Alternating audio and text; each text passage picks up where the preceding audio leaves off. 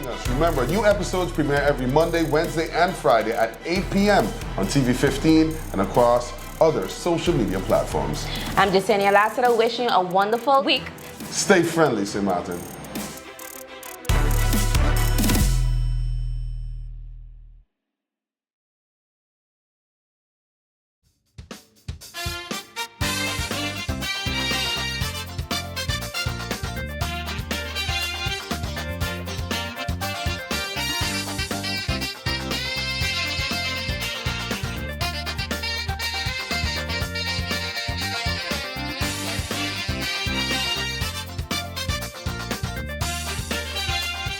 To the Late Night Show. Hope everything is okay. Hope everything is all right. I'm your host, Andrew Dick.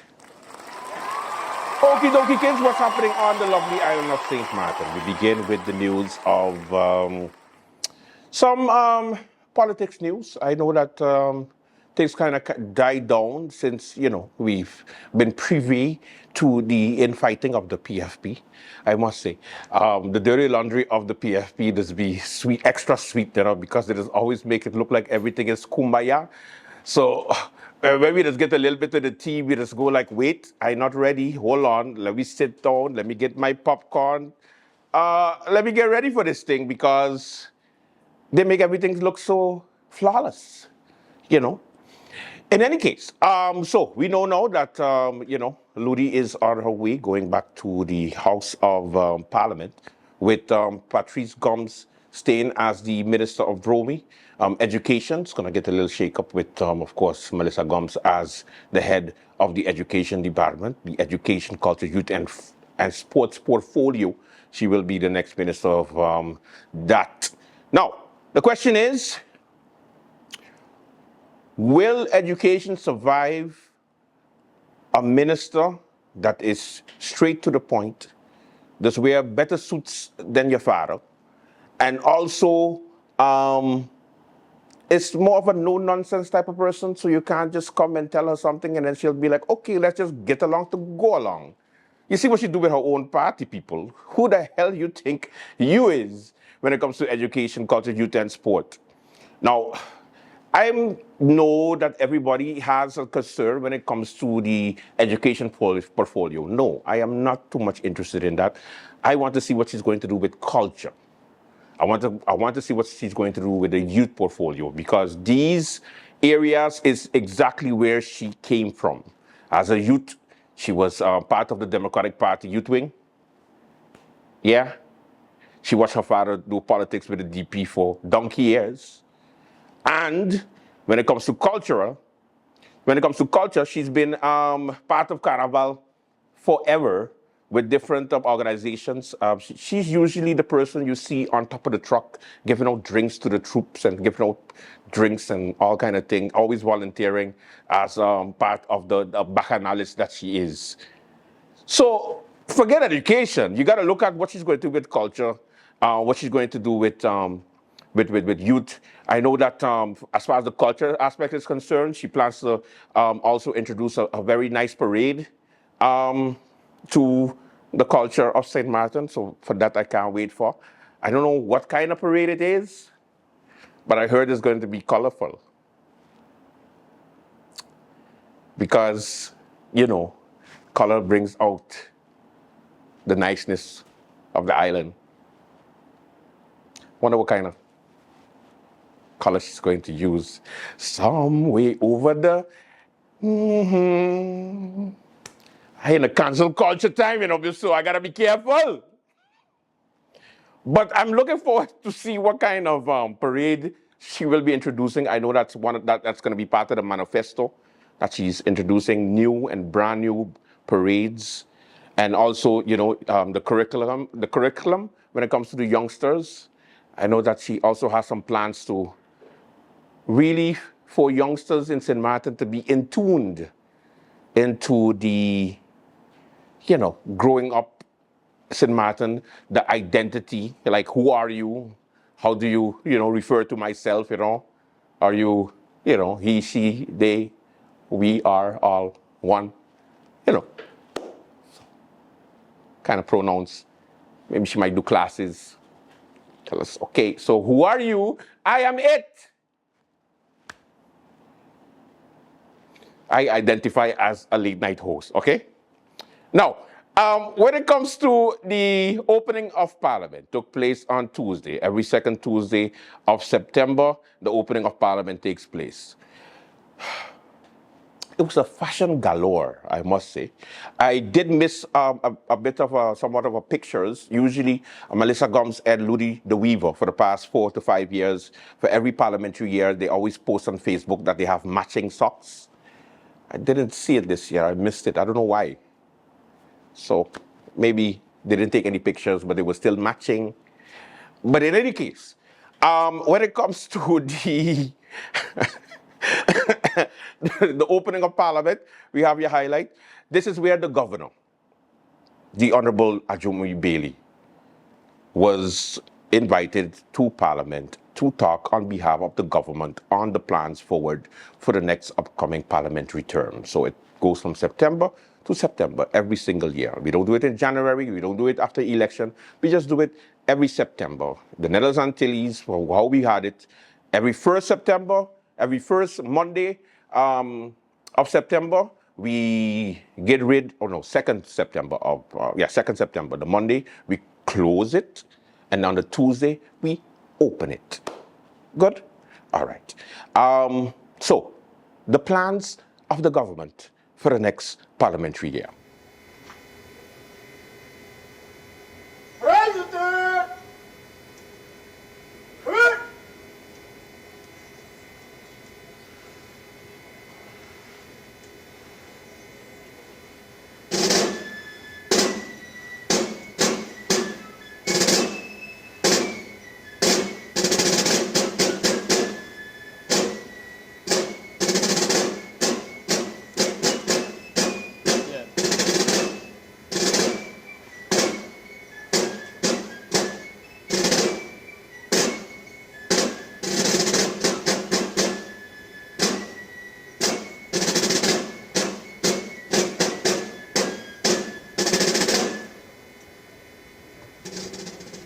Sorry?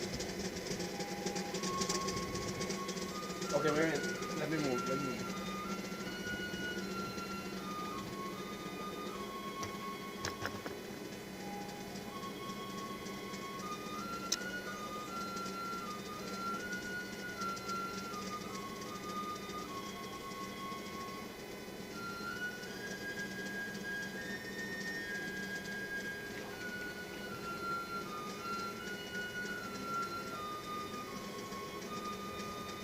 Yeah, hold on.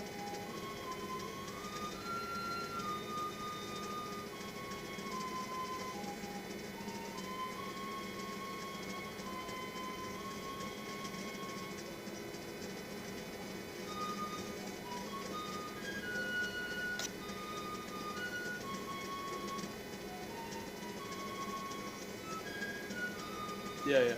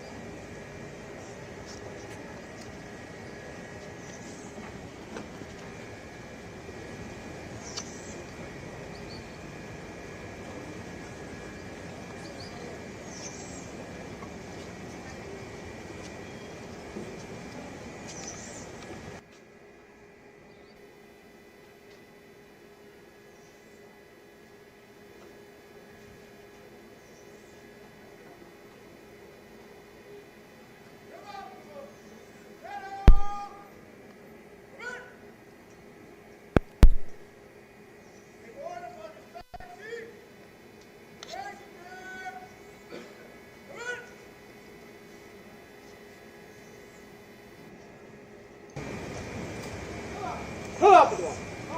Hold. Hey.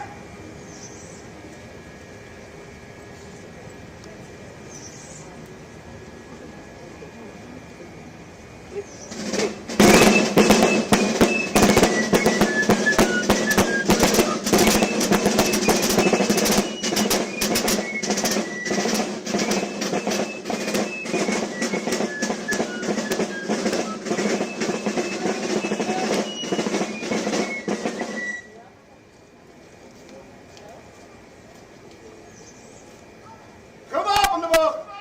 Set off. Come in.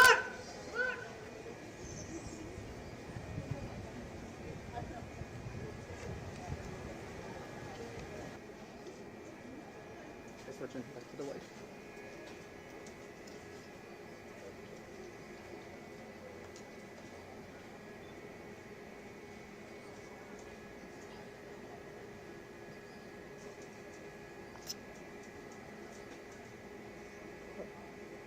Yeah. Hold on, I'm planning switch to larger.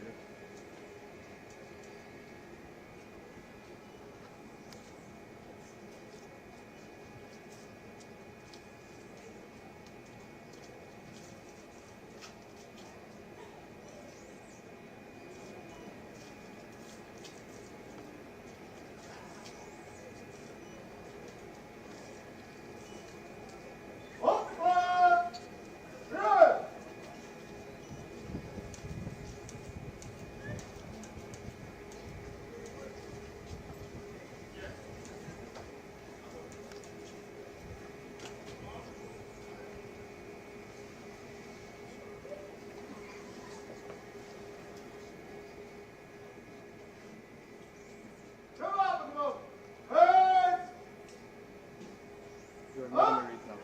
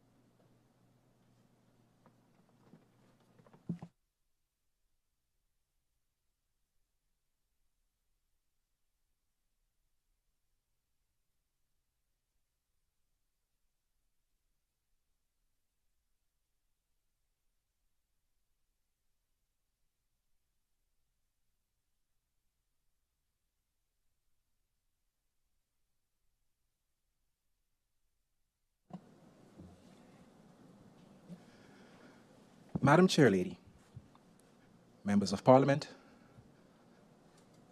Council of Ministers,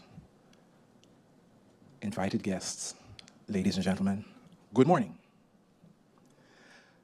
As stipulated in our Constitution, I stand before you in my capacity as Governor on the second Tuesday in September to present you with an outline of the policy to be pursued by government in the coming parliamentary year.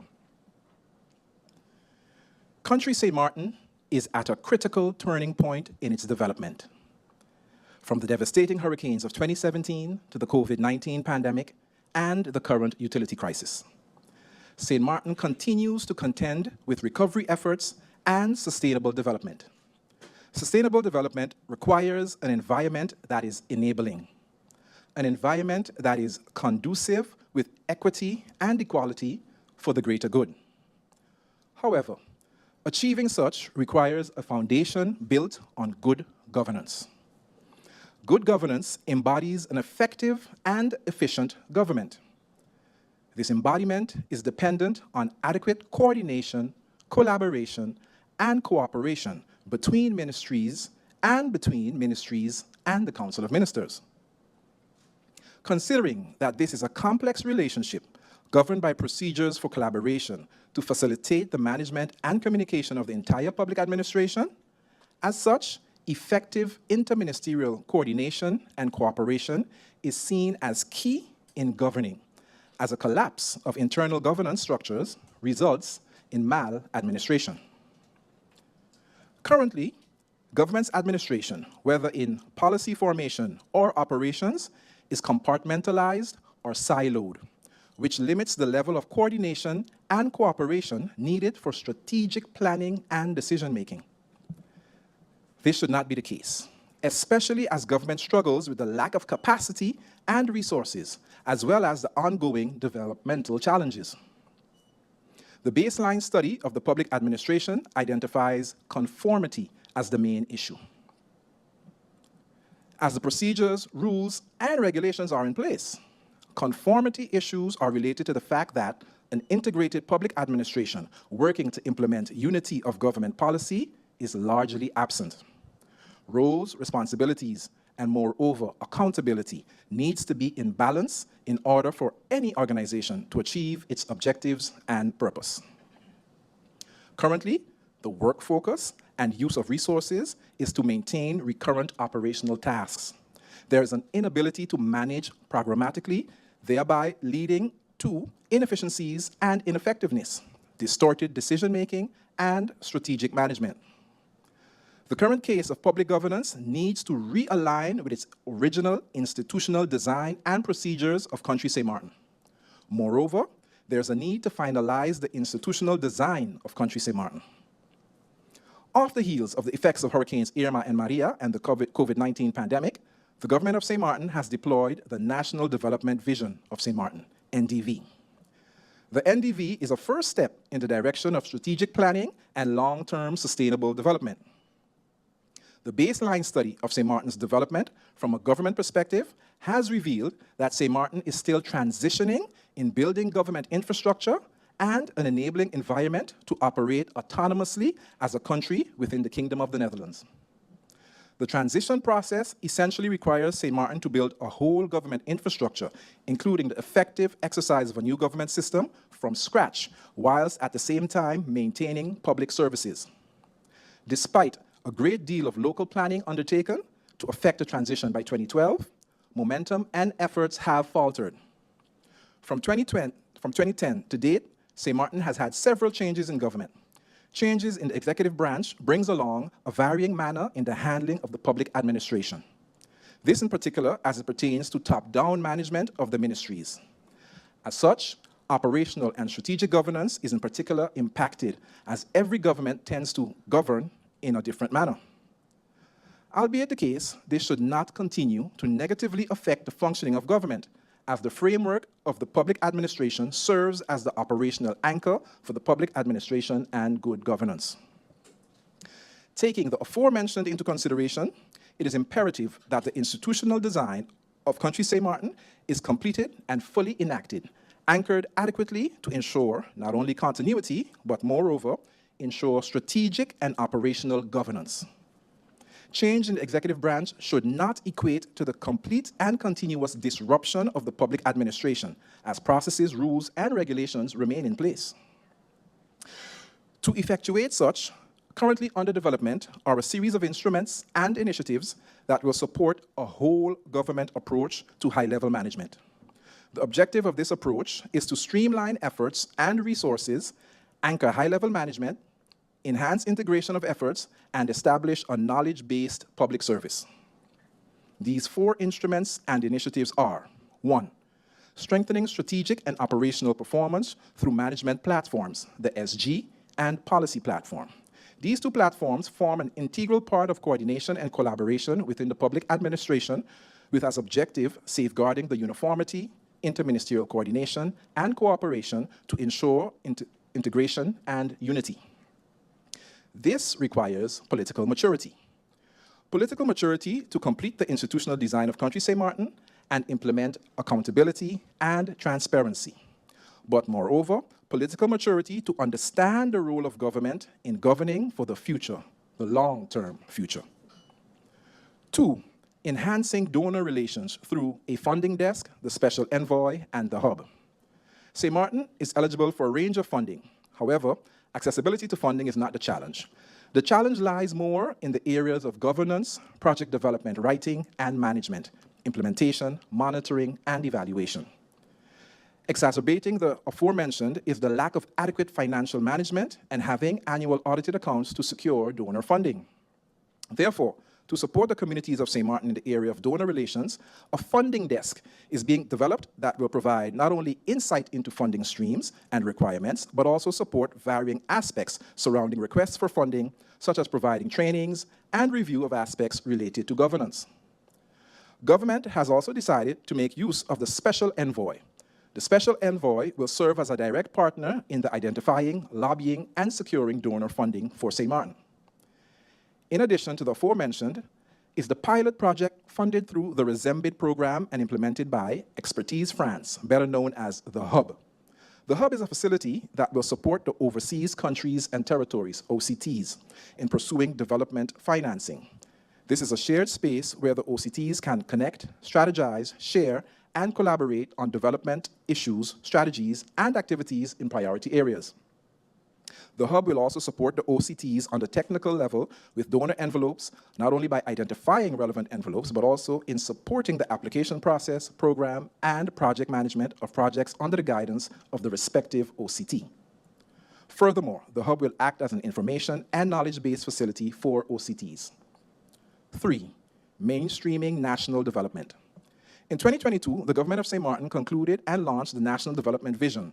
The National Development Vision is a high-level shared vision that highlights the vision statement of St. Martin along with the respective development themes and goals to 2030 and beyond. Government continues to ensure alignment with the visionary goals, alignment of the Sustainable Development Goals, the Small Island Developing State Programs, ministry plans, governing programs, and the Country Reform Package. And 4, underpinning disaster risk management. A critical characteristic of St. Martin is the geographical position on the hurricane belt, compounded by the effects of climate change. Government continues to deploy measures to support these challenges.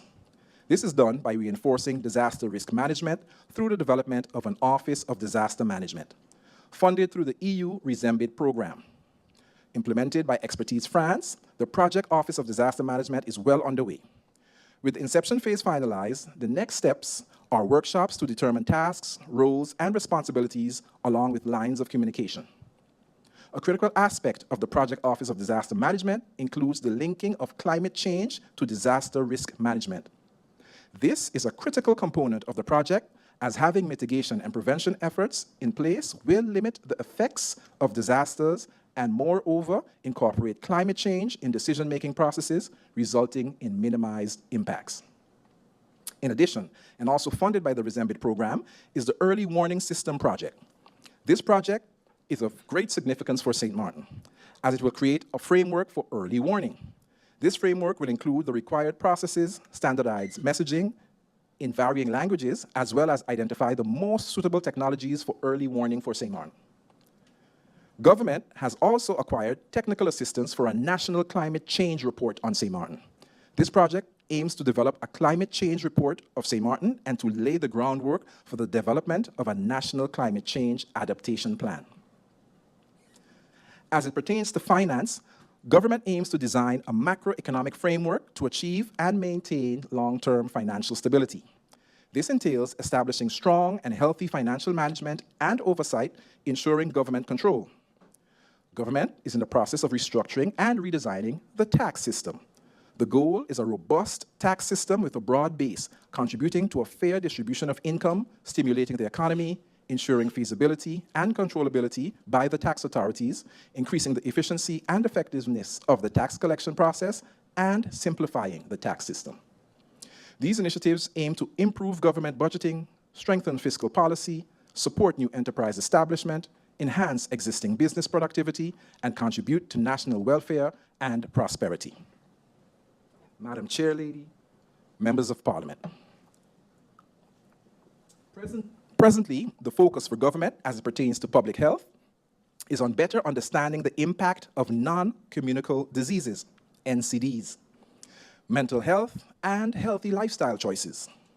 Government is currently carrying out the PAHO-WHO NCD STEPS survey. This is a national population survey to assess the prevalence of NCDs and their biological and behavioral risk factors.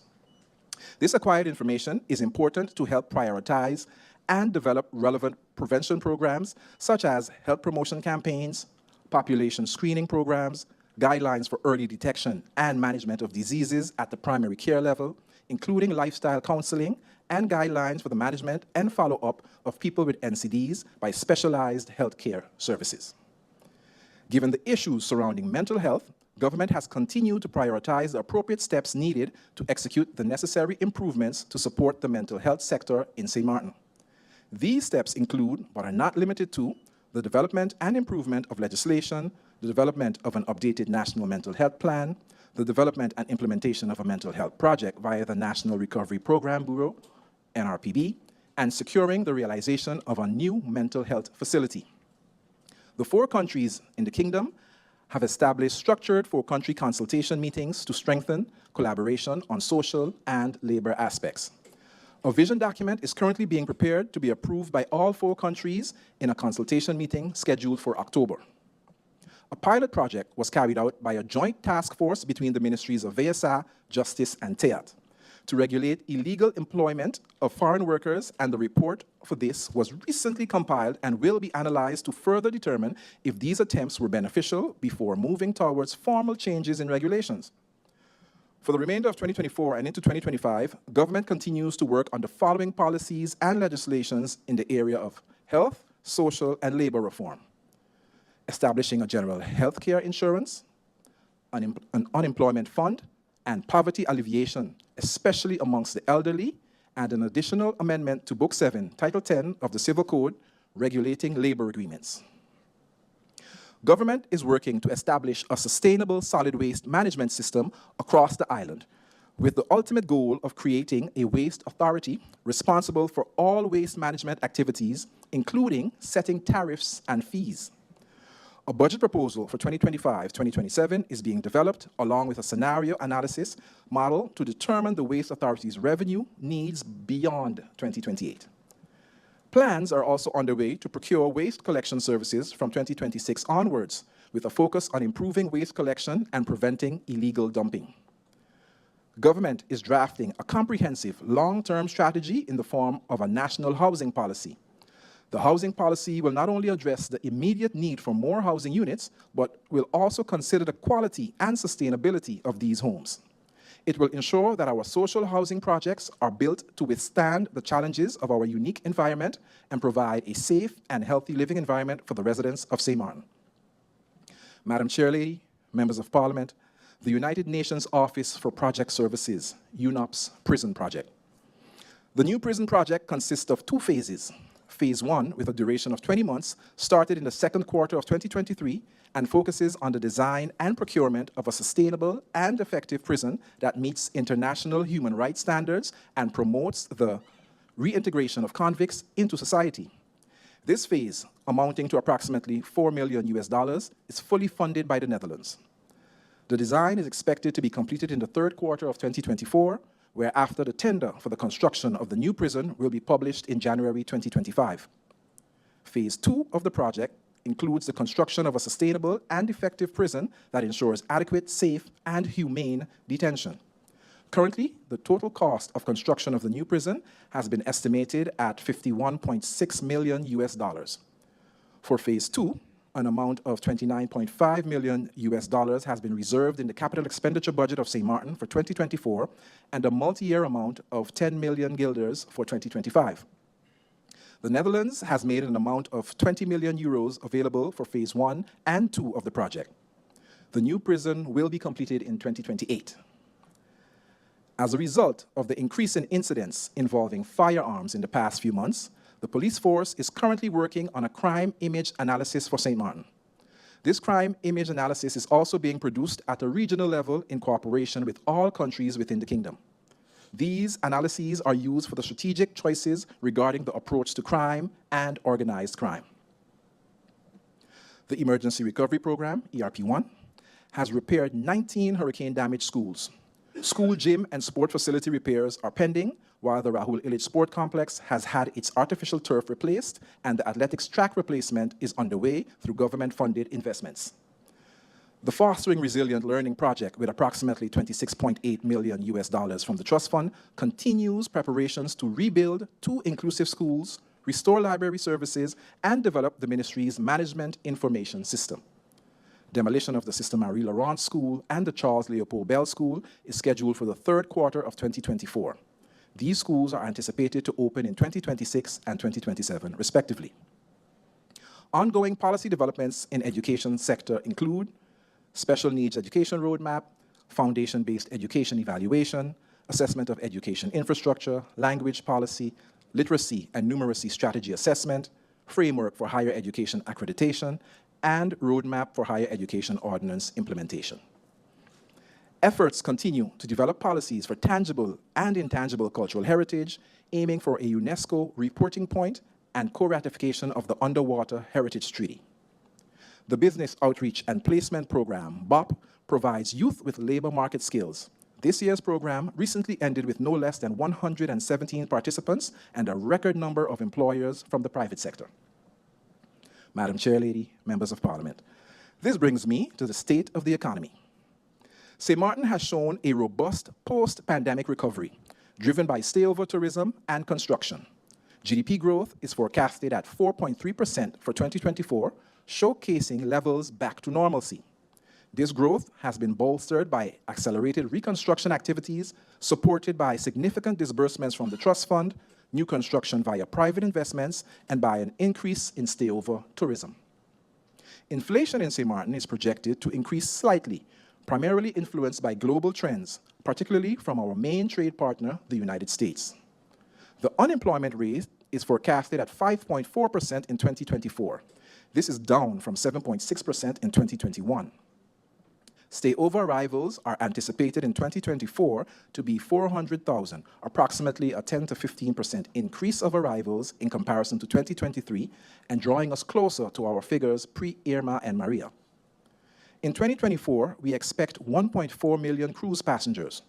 Cruise arrivals have taken a few years to recover, and by extension, increase in passenger arrivals as well.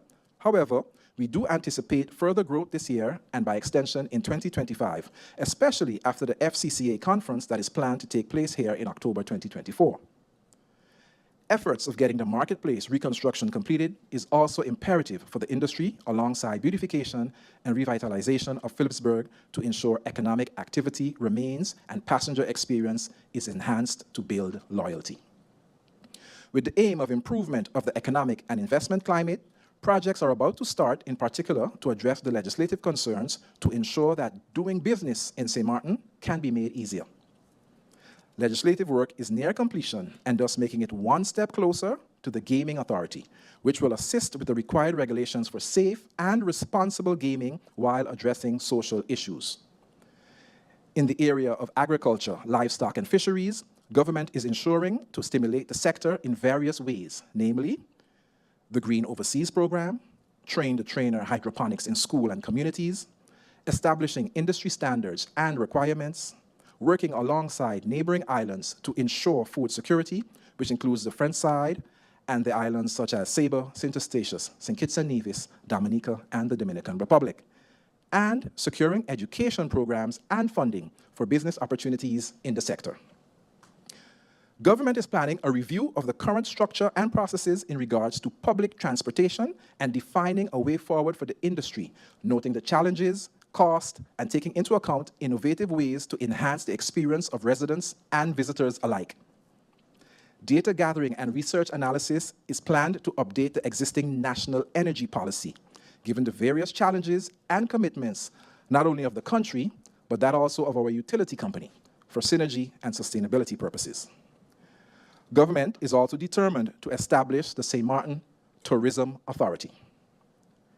Government is committed, as always, to monitoring economic trends and employment indicators, allowing for adaptation of strategies and policies, effectively ensuring sustained economic growth and prosperity for St. Martin.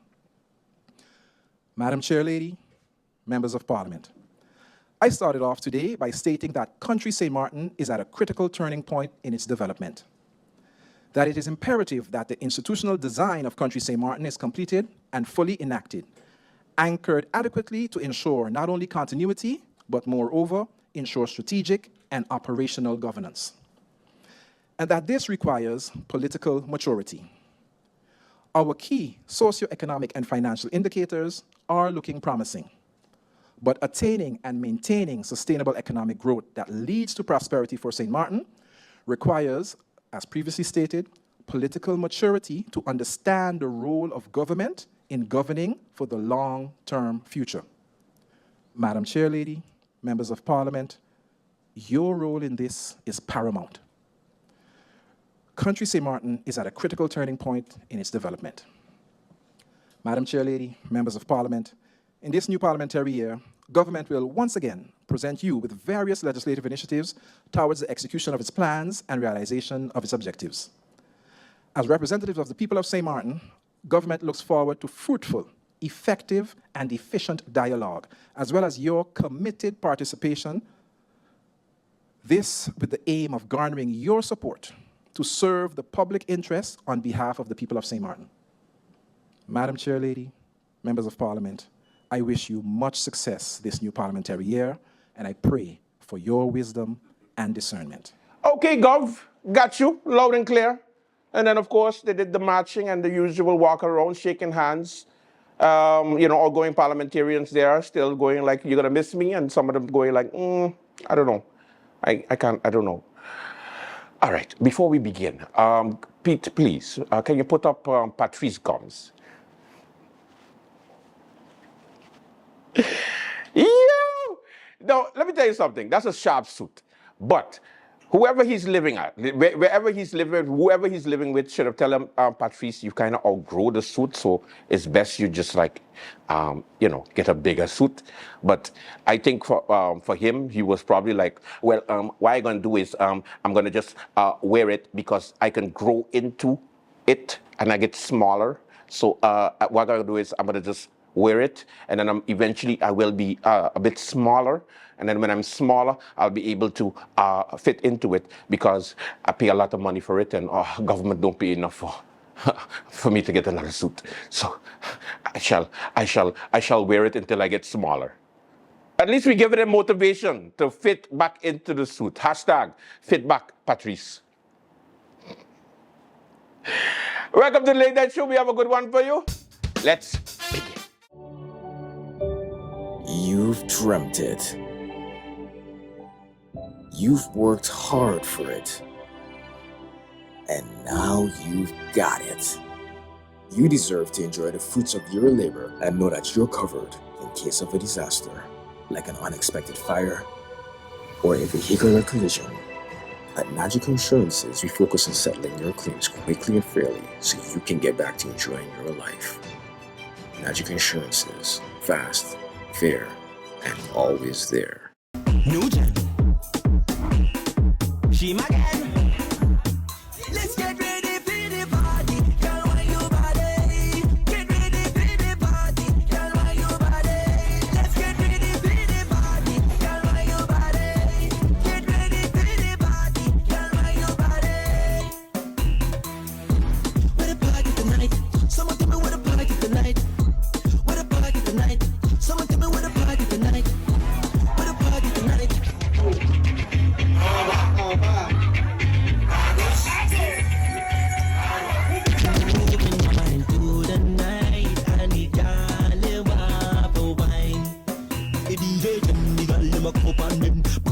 When we come in our bed, tick tock, girl, wine to your head. Anytime I see a girl, you want to get wet. Burn like a cigarette, bend down, dagger next. Slap up on your body, girl, shake up your leg. Burn like a cigarette, bend down, dagger next. Slap up on your body, girl, shake up your leg. Everybody get mad.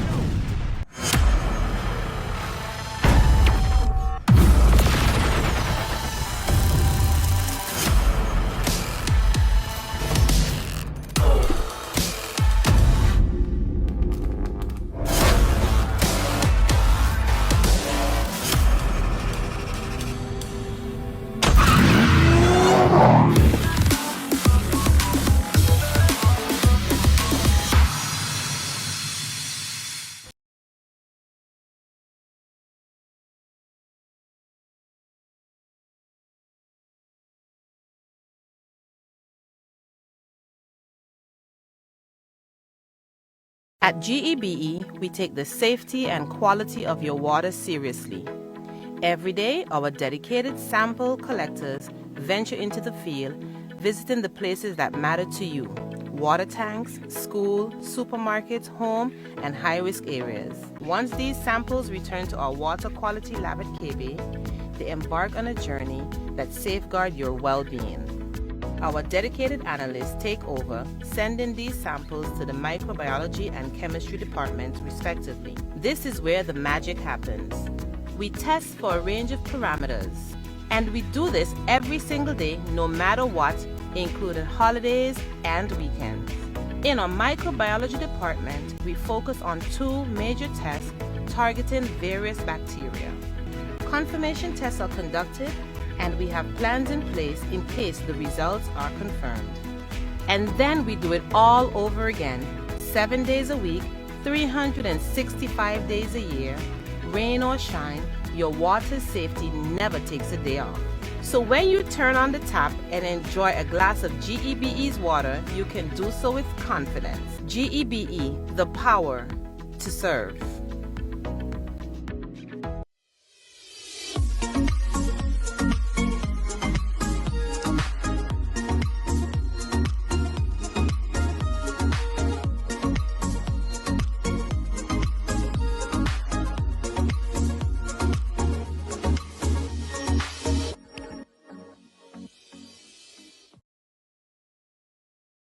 Okie dokie.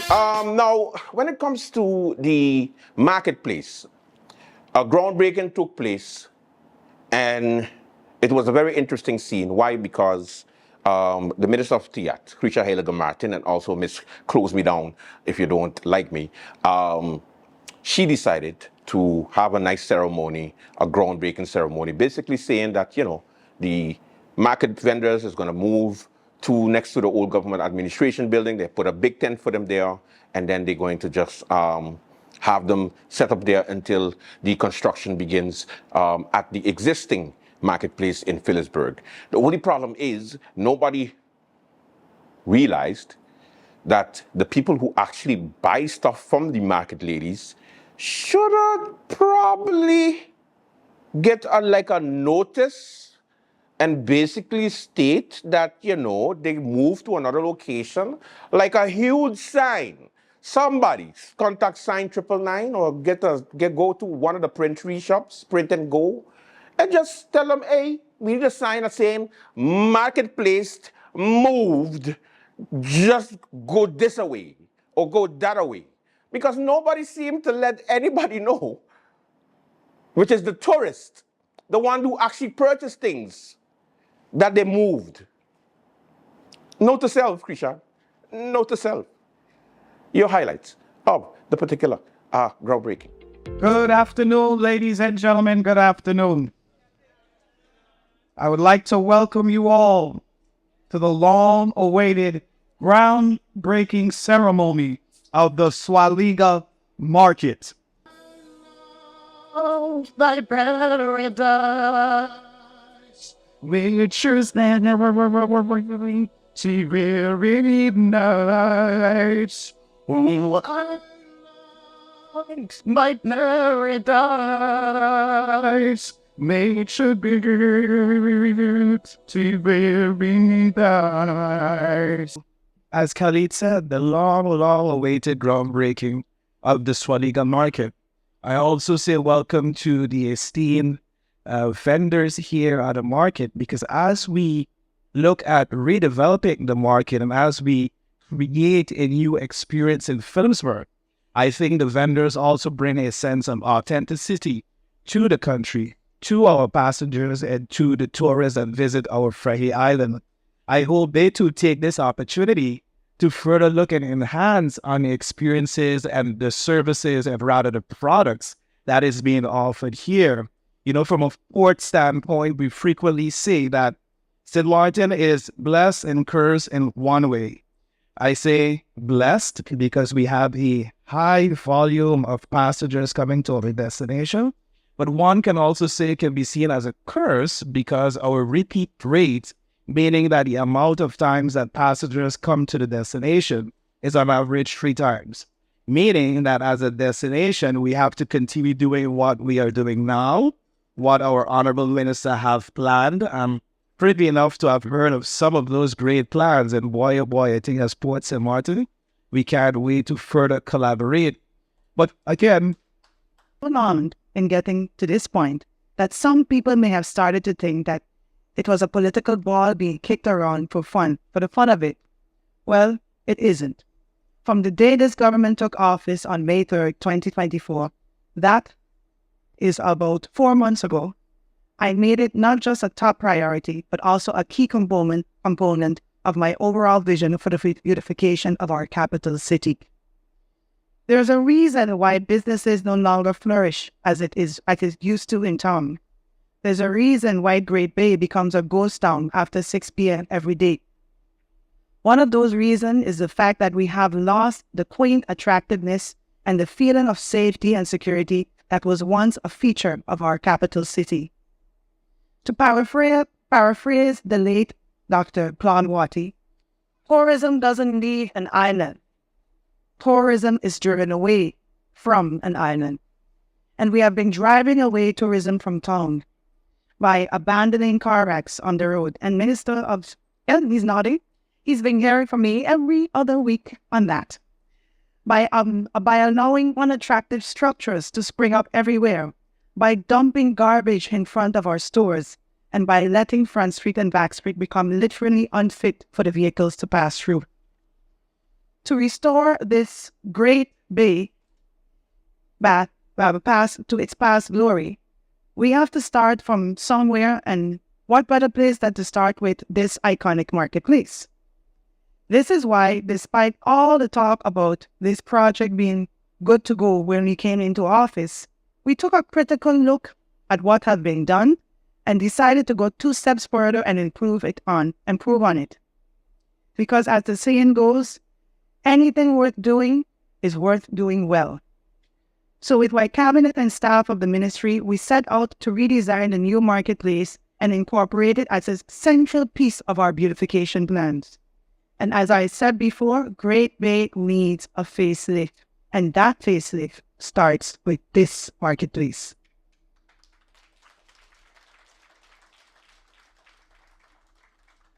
To carry out our mission, we engage with the services of a local architect, Mr. Damian Richardson. Mr. Damian Richardson? There he is. Mr. Damian Richardson brought into our vision. He brought it into our vision. He named it the Sualiga Market, and appropriately so, seeing that it is not only a stone's throw from the salt pickers roundabout, but also that the location itself was, in the past, an integral part of our salt industry. A lot of people don't know that. Historically, salt was to this island's economy what tourism is today. In the words of the architect himself, the lifted canopy roof of the Sualiga Market that you can see in the pictures, which is going to be showing very soon, is like a series of colorful salt clouds hovering over the stalls with a different tones of pastel-like salt colors. The new design was done in close and constant collaboration with the business women you see right here, the vendors, who will be using the structure to sell their wares. It combines history and culture and aesthetics and practicality. According to the architect, his inspiration came from the idea of an open, covered space that makes room for the vendors to take care of the opening and closing of their stalls each day in safety and comfort, while not having to go through the laborious task of setting up and taking down their displays on a daily basis like they do every day, tirelessly. Finally, here we are today, ready to break ground to signal the start of construction. Our expectation is that it will be completed within the schedule, within the official start of the tourism days, which is around, we're hoping around January, early January, for the advancement of the project to the point where I could step in. Oh, sorry, I went a little further. Our expectation is that it will be completed on schedule and in time for the official start of the tourist season. And I would like to also take this opportunity to thank my predecessor for advancing this project to a point where I can step in and add the final details and carry it forward. And I want to in particularly thank the Council of Ministers for buying into my vision, my colleague, the Minister of Finance, Ms. Wareka Gums, and the Minister of Robbing, Mr. Patrice Gums. Yes, King Minister Gums. Have been especially cooperative with this site. Similarly, I wish to also thank the architect, Mr. Damian Richardson, for his professionalism and beautification and beautiful rendition of our vision. I'm extremely grateful to the businesswomen, the vendors, for their patience and belief in us and throughout the process. Thanks to all the stakeholders, the Harbor Group of Companies, and its CEO, Mr. Alexander Gums, our co-financers, and the contractors, James and James. We couldn't have reached this point without you. Finally, I want to extend my heartfelt appreciation to my entire cabinet, especially to Mr. Khalil Rivan, and the dedicated staff of the Ministry of TIAT. Your consistent efforts and dedication continue to make a difference whenever duty calls. Thank you, St. Martin, for your unwavering perseverance, and I look forward to welcoming you back in a few months to this official opening of the Swadida market. May God bless you all, and may He continue to bless and cherish the island. Now, I would like to invite everyone, and I don't think everyone has their glasses as yet. I'd like to propose a toast, but I'll wait a while until everyone has their glasses. Everyone, hands up. Let me see how many people have their glasses. For now, I think I could start a toast with majority, right? I would like to invite everyone to raise their glasses to a toast to this remarkable occasion and the glorious groundbreaking of Swaliga Market. Here's to progress, here's to unity, and here's to a bright future for St. Martin. Cheers. Cheers, everyone. Now, one thing I noticed about this particular groundbreaking is that you see those people with the shovels. Now, if you look good on top of the screen, you will see Krisha Martin, Tiat. You see the Minister of Romy, Patrice Gums. You see the Minister of Finance, Barinka Gums. There's a lot of gums in there, but geez. Minister of Finance, yes. Then you see the person in charge from the construction place. Then you have Alex Gums from the Harbor Group of Companies, the CEO, and then, of course, Sarah Westcott Williams, the President of Parliament. You notice somebody missing in that picture? The Prime Minister of St. Martin was right there, sitting down, watching, holding his stethoscope on his neck. Because he was supposed to be holding it, but this is a clean show, so I'm not going to say it. But he was just sitting there with his foot crossed, and he was like,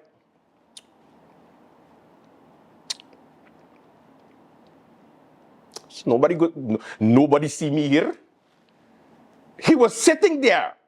And then Khalil Raven, the MC, and also the DP, go-to boy, decided to just skip him and say, we'd like to call on to for the picture taking, the Honorable Deputy Prime Minister, Patrice Gums, to come. Deputy Prime Minister is not really a position. It's like one of those things, when somebody call you captain of your house, but you're really not the captain because your woman is the one who actually running the household. It's like one of those fictitious lines. Deputy, but are you really deputy? Like, the deputy don't matter because the real McCoy is right there. Like, Luke was sitting right there. Or you have no respect for Luke. Or you could have called Luke to come and pretend to be part of the groundbreaking, but instead, or you just ignore the man like he doesn't exist. Like he doesn't give all your life to be part of this coalition. I think it is rather disrespectful. And I think the Minister of TIAT, Krisha Martin, has to apologize. Because yes, we can see that everything is red. The background when they were speaking is red. They wanted to say this is a DP project. Well, without UNSM and without Patrice Gums from the PFP, nothing would be possible. Like, have some respect for the Prime Minister. You got 1,315 reasons why you got to invite the man to at least pretend to be one. Coalition. At least Luke know what he's in for. The man came to support you, Krisha, and you decided to just keep him there sitting down while you called the rest of your party members and Patrice, who's part of the PFP. So what are you trying to say? You upset? Maybe I'm just reading into things. I'm just a comedian. I don't know. Time for a commercial break. When we come back, more late night.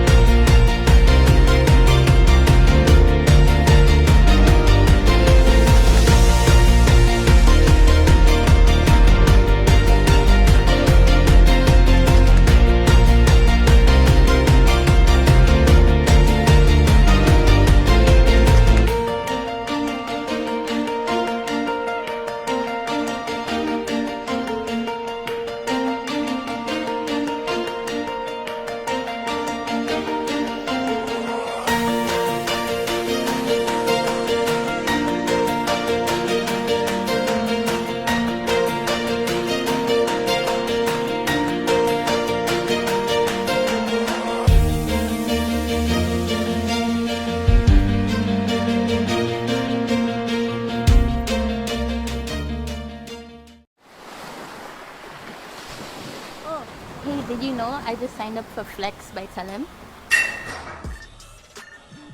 Do you mean flex like this? Definitely not that. Do you mean flex like this? No, definitely not that. Do you mean flex like this? No, definitely not Flex like that. Telem's Flex is a mobile plan that adapts to your needs. Each month, I get a preset monthly fee that has a set amount of data, SMS, and minutes. So I know what I'm getting. But say goodbye to overages and bill shock, because when I go over my postpaid plan, it switches to prepaid. So I have the flexibility to top up what I need when I need it. I'm in complete control. My budget, my rules.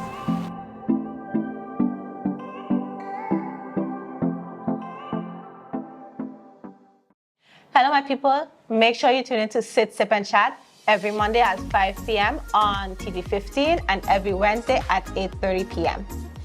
And make sure tune in to the Late Night Show with Andrew Dick from Monday to Friday at 10 p.m. with a repeat in the afternoon for no reason. In the afternoon, the Late Night Show at 3 p.m. Thank you, TV 15. Thank you, TV 15. Make sure to tune in. Make sure to tune in to the Late Night. And Sit, Sip, and Chat. Late Night.